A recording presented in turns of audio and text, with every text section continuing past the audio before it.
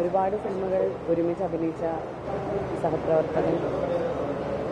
ഒരു സഹപ്രവർത്തകൻ എന്നതിലുപരി ഏറ്റവും കൂടുതൽ നമ്മളെ ഒരു ലൊക്കേഷനിൽ സന്തോഷിപ്പിക്കുകയും ചിരിപ്പിക്കുകയും കൂടെ നിൽക്കുകയും ചെയ്ത സഹോദരൻ. ഹാസ്യ നടനിൽ നിന്നും സ്വഭാവ നടനിലേക്ക് മാറുകയും നാഷണൽ അവാർഡ് നേടിക്കൊണ്ട് മലയാളികൾക്ക് മുഴുവൻ അഭിമാനമാകുകയും ചെയ്ത നമ്മുടെ എല്ലാവരുടെയും പ്രിയപ്പെട്ട സലീമേട്ടൻ നമ്മളെ വിട്ടു പിരിഞ്ഞു.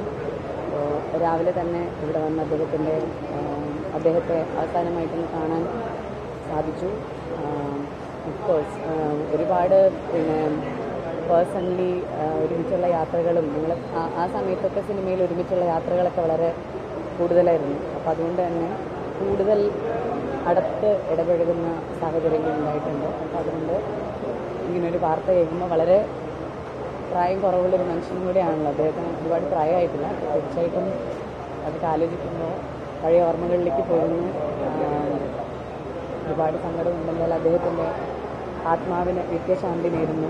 ഞാനിവിടെ മഴത്തുള്ളിക്കിലുക്കെന്ന് പറഞ്ഞ് ഞങ്ങൾ ഒരുമിച്ച് അഭിനയിച്ച ഒരു സിനിമയിലെ വരിയാണ് ആലോചിക്കുന്നത്. ഞങ്ങൾ വന്നുകൊണ്ടിരിക്കുന്ന വഴിയിലൊക്കെ ഭയങ്കര കനത്ത മഴയായിരുന്നു. അപ്പോൾ അതിൽ ആ സിനിമ അവസാനിക്കുമ്പോൾ ഒരു ഡയലോഗുണ്ട്, ആത്മാവിൻ്റെ സന്തോഷമാണ് മഴ എന്ന്.